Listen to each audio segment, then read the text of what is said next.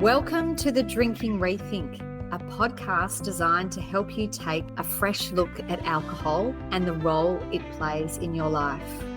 Whether you're starting to question your drinking habits or simply curious about making changes, this podcast offers a balanced perspective without the pressure of having to think you need to quit entirely. In each episode, we dive into real conversations about the role of alcohol in your mind, body, and career. We explore topics like reducing stress without relying on alcohol, navigating social situations with ease, and finding satisfaction in making mindful choices. You'll hear relatable stories, expert insights, and practical tips to help you with your own drinking rethink. If you're a regular drinker, it's important to check in with a medical professional before making any big changes to your drinking patterns. Welcome back to The Drinking Rethink.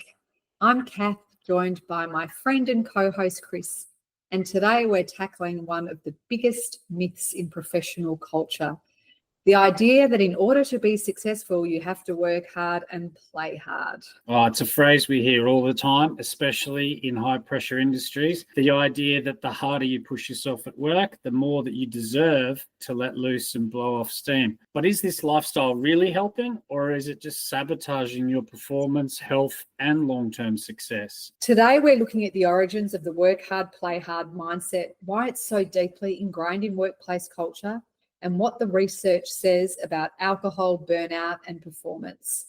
We'll also share personal experiences and practical strategies to redefine what success looks like without needing alcohol to fuel it. We'll unpack where the work hard, play hard mentality comes from and why it's still so prevalent. Then we'll explore what research actually says about alcohol, burnout, and high performance.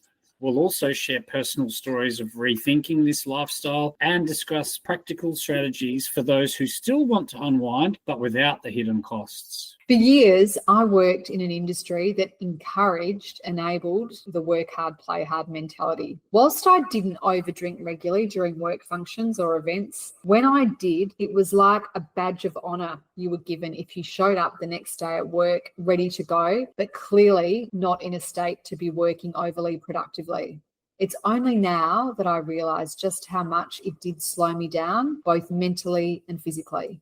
Same here. In banking, I remember working ridiculous hours and then blowing off steam with alcohol was just part of what we did. It took me years to see that this actually wasn't helping. It was keeping me stuck in a cycle of exhaustion, stress, and impaired decision-making. Yeah, I really think, Chris, this mentality has been ingrained in corporate and high-performance industries for decades. You look at finance, law, media, hospitality. These are areas where extreme dedication and long hours are absolutely worn like a badge of honor, and a way to reward yourself or let off steam is to use alcohol and or other drugs. Yeah, and the expectation to play hard is part of that, whether it's client lunches, industry events, or Friday night drinks. Alcohol is always there. In some industries, 70% of the professionals believe that excessive drinking means that they can fit in. Yeah, it's so much about fitting in, isn't it? And doing what everyone else is doing. So does alcohol actually help you to perform? Well, let's look at what the research says. Does it help you relax and reset, or is it just a temporary escape that creates more stress in the long run? But of course, we know alcohol doesn't actually reduce stress, it just delays it. Alcohol will temporarily numb it, but the next day your cortisol levels have increased, makes you feel anxious, and you're overwhelmed. Yep, that dreaded anxiety. We all know it very well. And what about that key ingredient to all our lives? Sleep.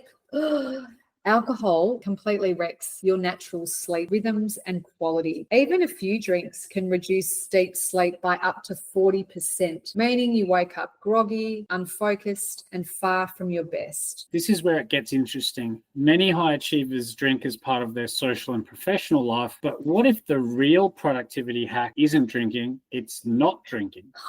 I love where you're going with this topic, the productivity hack of not drinking. That's exactly what the research is showing. A study found that employees who reduced their alcohol intake reported higher focus, better problem-solving skills, and increased creativity. In fact, many high performers, including top executives and athletes and Hollywood celebrities, are now choosing alcohol-free lifestyles to gain an edge. And from my personal experience, I can absolutely say that my productivity, focus, and creativity and energy in life has improved out of sight since I have embraced an alcohol-free lifestyle. I'm the same. It's like hacking the matrix, Kath. Let's talk about the pressure to drink in social and professional settings. We all know that feeling, the moment someone hands you a drink in an event, and then you feel like you just have to say yes. It's such a big part of networking and team bonding. It's the go-to. We just hear it all the time. Let's catch up for drinks, open bar, drinks at 4 o'clock on Fridays. But here's a mindset shift. Saying no to alcohol doesn't mean that we can't connect. In fact, being fully present in conversations at work often makes networking more effective. And the reality is most people don't care what's in your glass. A simple "not tonight, thanks" is often all it takes. If someone pushes, that's saying more about them than it does about you. Absolutely, it does, Chris. And I think this is the thing. Just be really clear in your communication and be simple in communication when you say that no thanks. If drinking has been your go-to way of relaxing, shifting away from that can feel daunting. But what if unwinding meant something that actually recharged you instead of draining you? Exactly. Exercise, mindfulness, social activities that don't revolve around alcohol. These are things that actually reduce stress instead of just numbing it temporarily. All right, well, let's break this one down for you and give you some takeaways. If you're rethinking the work hard, play hard mentality, here's some steps to try. First one, reevaluate what playing hard actually means. Does it leave you feeling better or worse the next day? Number 2, experiment with alcohol-free socializing. Just test it out at a networking event or weekend gathering. It's the worst that can happen. And lastly, try replacing alcohol with another way to unwind, whether it's exercise, reading, breath work, or just better sleep. We'd love to hear from you. Have you ever felt the pressure to drink in a work hard, play hard culture? And if you found this episode valuable, share it with a mate who might be stuck in this cycle.